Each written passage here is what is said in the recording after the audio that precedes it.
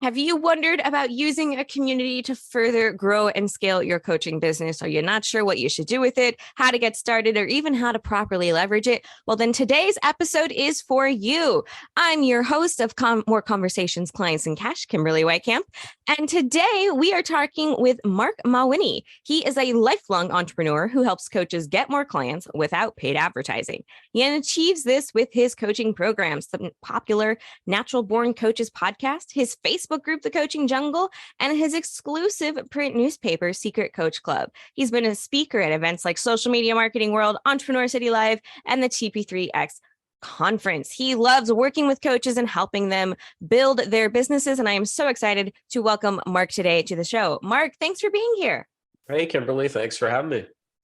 Super excited to talk with you about communities and the power of them. You've actually had a community for a very long time online. Well, a long time in online world speak, right? Before all of these other options were out there. So before we dive into coaching and communities and how it can help grow your business, first, I always love to ask, how did you get started doing what you're doing?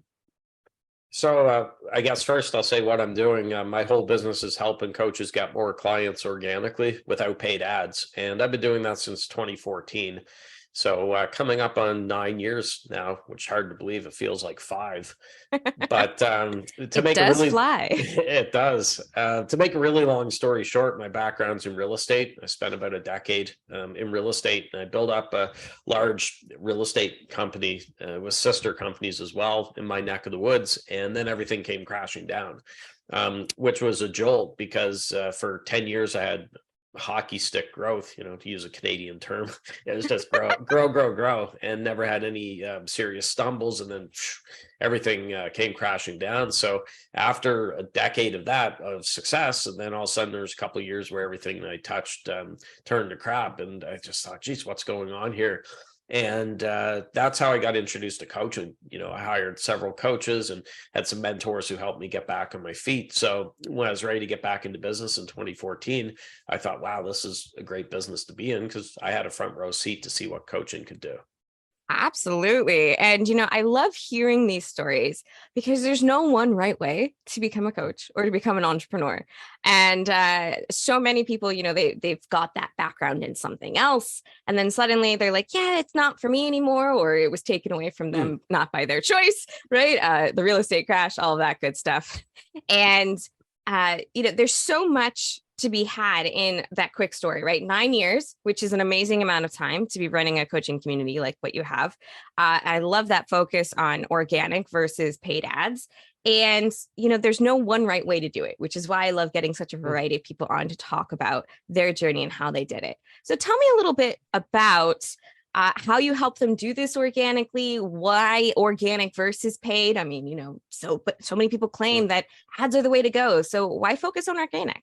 Well, no, I'm not trying to say ads are bad. I mean, obviously, if you do well with ads and everything, then, hey, that's great. I don't think you need ads, especially in the earlier stages of your business. So for me, I kind of got, again, front row seat to see these organic strategies and how they could work. Because when I started my coaching business, I didn't have the luxury of having a big war chest of money to throw towards ads and fancy funnels and hiring people.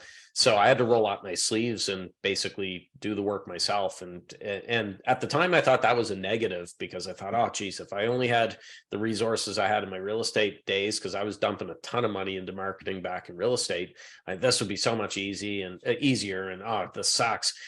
Looking back, I could see that it was a blessing in disguise, because it forced me to craft a message and to hone that message and to get really good at getting that message in front of the right people, as opposed to just being lazy and saying, oh, I'm going to throw tens of thousands of dollars towards ads here, and I'll let them do all the work with it. So I do see a lot of coaches, people online, who try to shortcut it. Maybe they're coming from a corporate background and they have some money socked away, and they think, oh, it's great, I'll shortcut it and hire this person for $20,000 and we'll do this ad campaign, and then it doesn't work out. I hate to see that. I think there's some good things that can come from doing things organically yourself, especially in those early days. Absolutely. There is value in doing the thing. So at least the first time around, what good looks like, you know what bad looks like, and you know where to spend those resources if you do have them and want to turn to them. So that's really great advice for sure. And I love that difference, right, between early days, where you started at, and where you're at now, right? So many people, when they get started, they don't have that huge chest and they think, oh, if only, if only. But I love looking at that as a blessing in disguise. So let's talk communities. You've got one, right? The Coaching Jungle, and you've been running it, as you said, for 9 years. So coming up on nearing that decade point, what's important for coaches when thinking about entertaining a community, starting a community? Where do they need to get started? Well, full disclosure, the Coaching Jungle group I started in the fall of 2015, so it was about a year and a half into my coaching journey. So it's a little younger than my coaching business. So sorry, and I apologize. The question you had about communities was? Yes. So everyone starts wherever their starting point is, and then they slowly want to add things usually. So when it comes to communities, what should coaches consider about building their own, why they should do it, what they should or shouldn't do? Yeah, so I'm really big on community, and the metaphor that I use is the online space, kind of like a big ocean. It's broad, it's vast, it's messy, and if you don't have a community, it's almost like you're in a little boat in that ocean, screaming, trying to get your voice heard, and that could be kind of difficult. A community is an island, that you're bringing people to, and those people that come to your island, hopefully it doesn't turn into Lord of the Flies, where everyone goes crazy and they're killing each other, or Lost, which got a little weird. I love the series, but Lost was weird. But those people on your island or your community get to know, like, and trust you.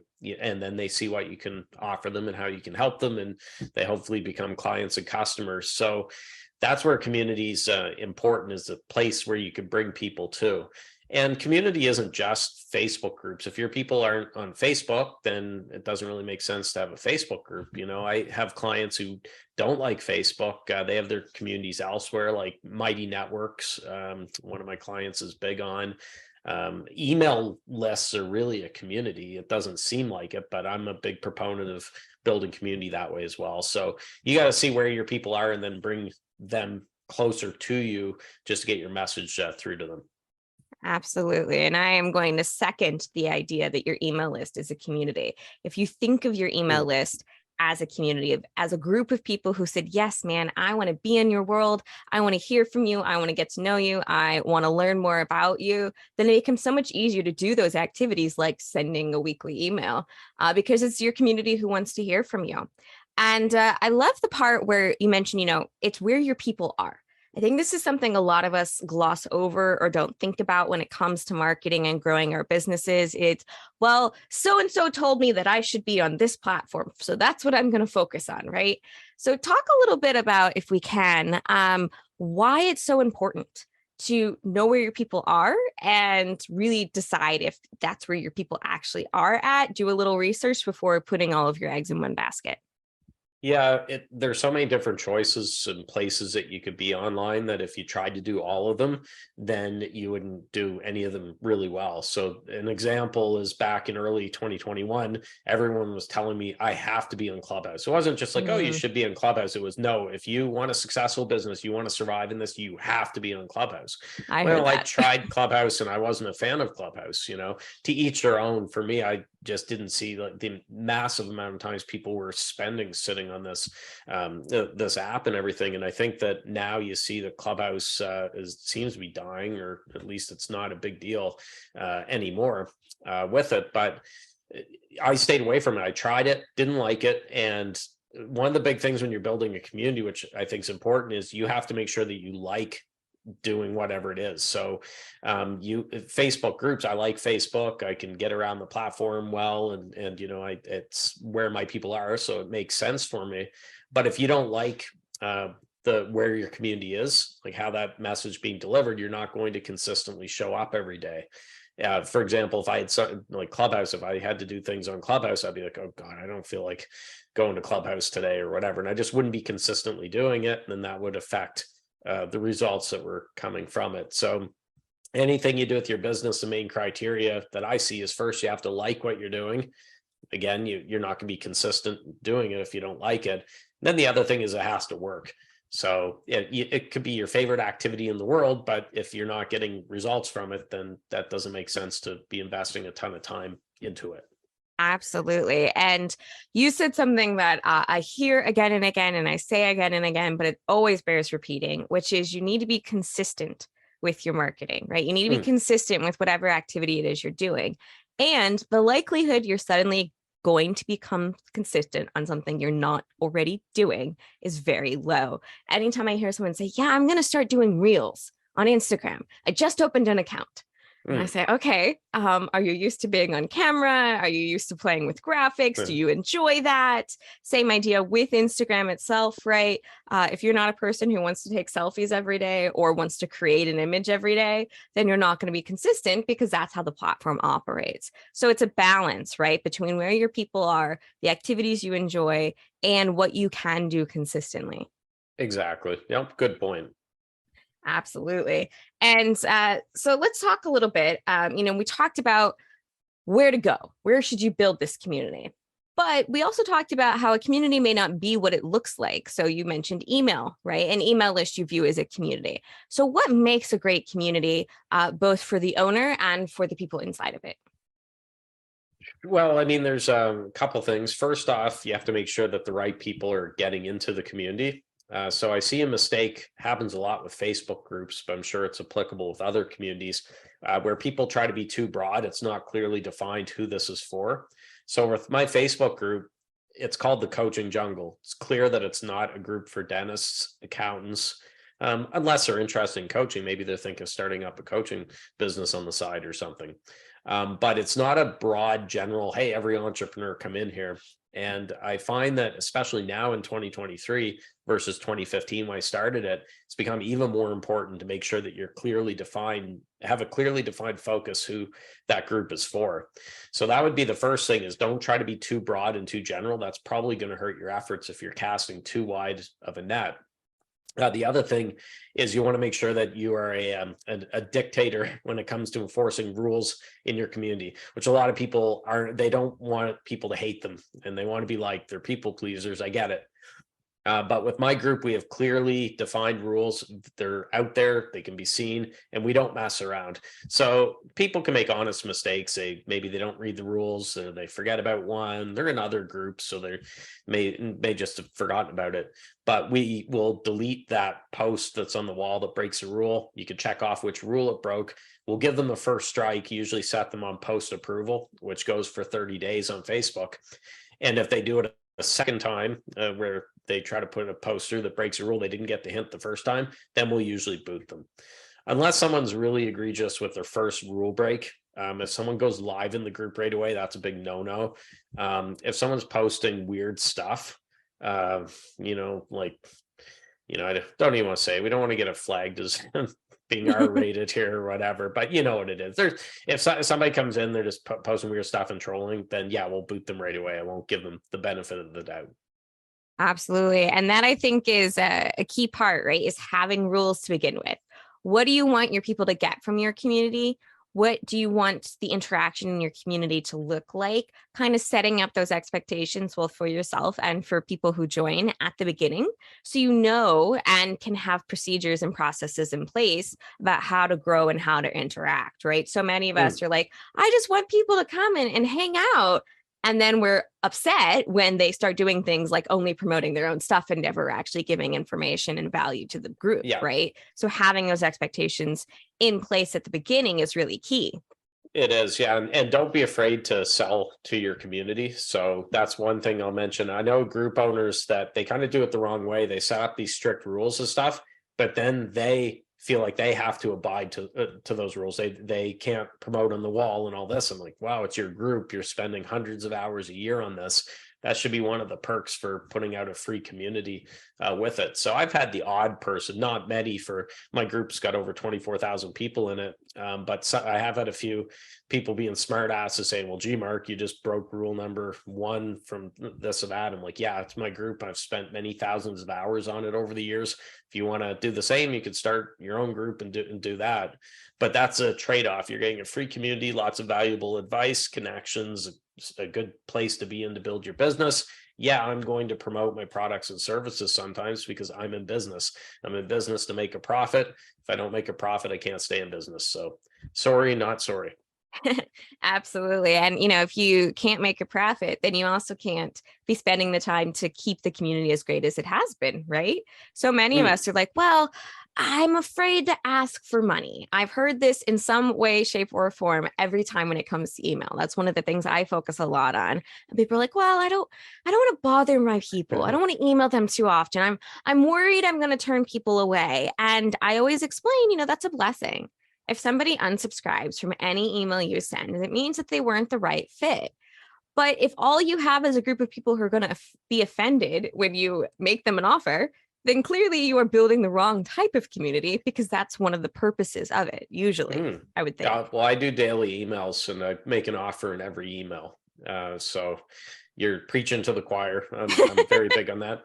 So I there's some advice out there for nurturing, and I've heard this from different email marketing gurus, where someone joins your list, you're not supposed to even hint at anything for sale for the first 50 days. And you're supposed to, quote, nurture that relationship and just give them valuable stuff, but never make a sale, which seems really weird to me. If someone's joining your email list, they need some help with something. And it'd be like going to a store to, look at some merchandise and stuff, but then you take it to the counter and they say, well, no, you can't buy it. It's not for sale. It's okay. Well, why am I in the store with it? And I agree with you. If someone unsubscribes, that's great.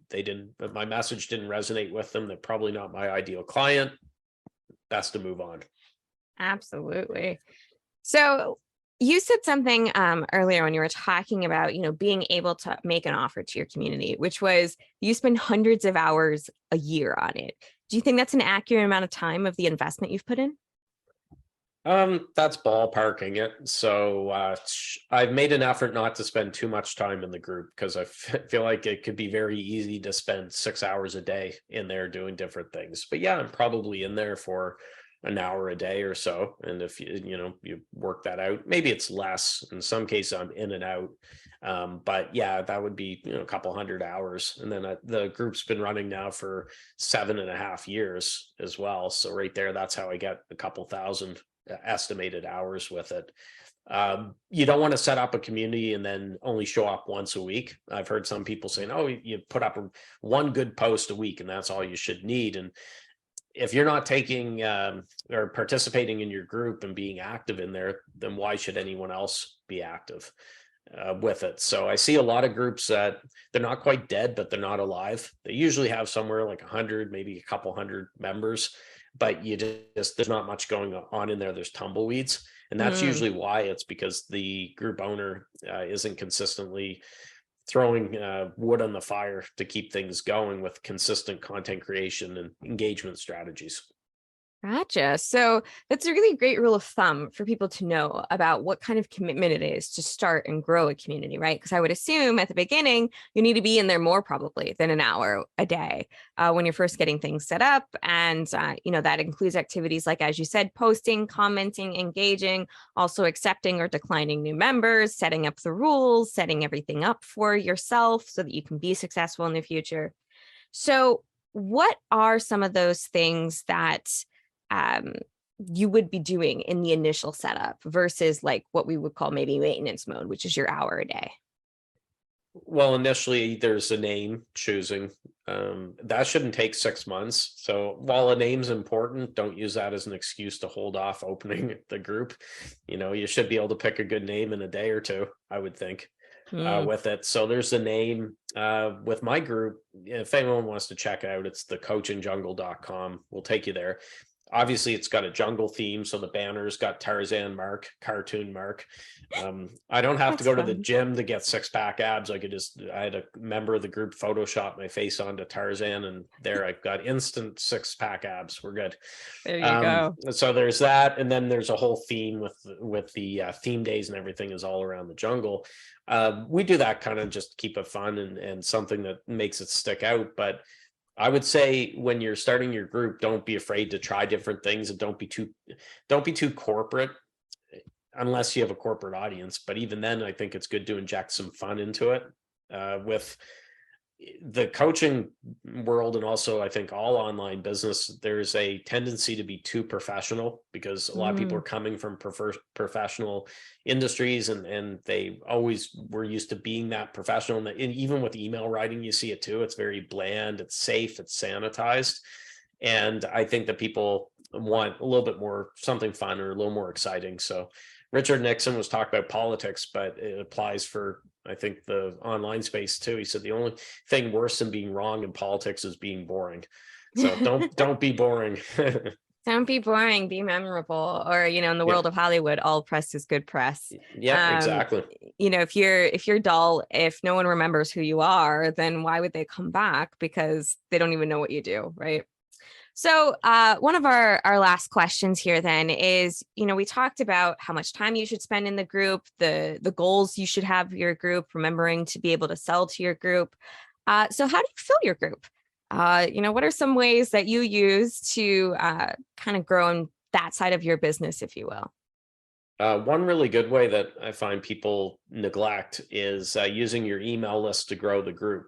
So anyone who joins my email list, there's a PS at the bottom of that first email that they receive that's giving them the gift that they get when they opt in.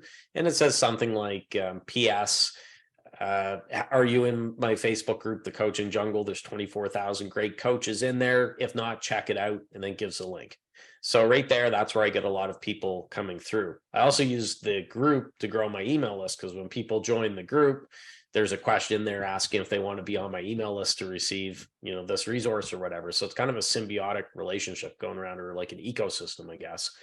Another way is just talking it up. And every interview I do like this, I'm usually slipping the Coaching Jungle in there, even if we're not talking about communities. I'm not talking about it 20 times or whatever, but I will mention, check out thecoachingjungle.com. And there's a tip, buy the URL for the group as well, because Facebook assigns a really ugly URL. I don't want them going to search Facebook to try to find it. Maybe they forget whatever the name, or there's similar sounding ones or whatever. By having thecoachingjungle.com and then it forwards right there, that eliminates any confusion. So $10, $15, buy the URL and then have it go in. It'll make it much easier during interviews and so on. But you got to talk it up. And I find a lot of community owners don't do that. They may do a post or two about it in the early stages, and then that's it. I always say that you have to be like a parent of a newborn baby. You won't shut up about the baby, how cute it is. Oh, the baby did this, the baby did that.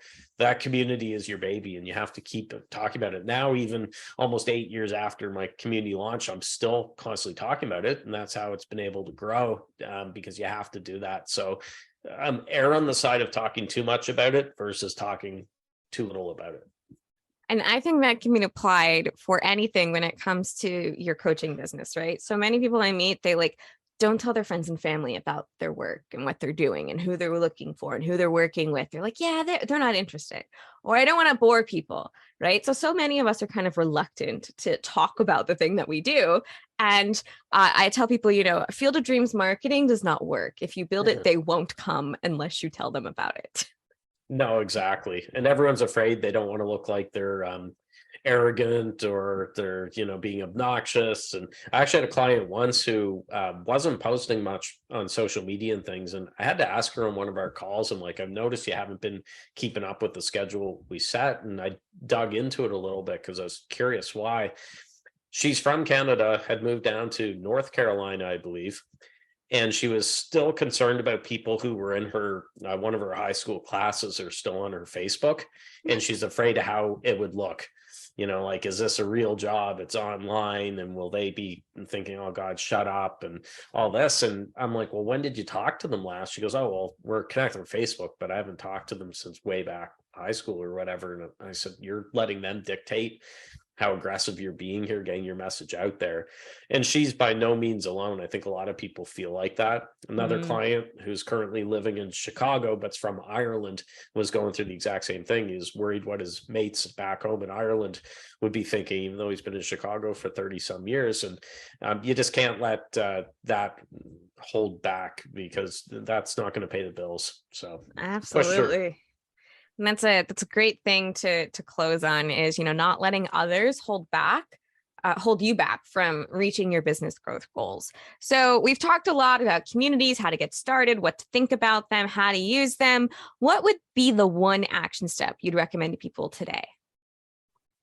Well, if you haven't opened a community yet, just start it. That would be one of them. You don't need to have hundreds of people in right away. I know community owners who've done really well with very, very small communities, but it's very targeted with it. So that would be first. If you haven't opened the community yet, open it. Or if you've opened it and it's not really going the way you want to go, then come up with a plan to really get the word out there and become consistent with it here in 2023. You can revive a dead or a dying community, but it's kind of like those heart paddles or whatever, that you're pushing down on someone to give them a jolt for their heart. That's what you're going to have to do. You're going to have to put some effort into it to get it breathing again. Absolutely. Well, Marc, I want to say thank you so much for coming on, for sharing your wisdom with our audience and our community today. And if people want to learn more about you and what you do and the people you serve, where can they find you? The best spot is naturalborncoaches.com. And like we mentioned, thatcoachingjungle.com is a Facebook group. All right, folks, be sure to check out naturalborncoaches.com to learn more about Marc, and thecoachingjungle.com to see how a great free community is structured for people who are interested in what you have to offer. We've been talking with Marc Mawhinney today from the Coaches Jungle and Natural Born Coaches, all about how to use communities to grow and scale your coaching business. Until next time, folks, keep calm and launch your community.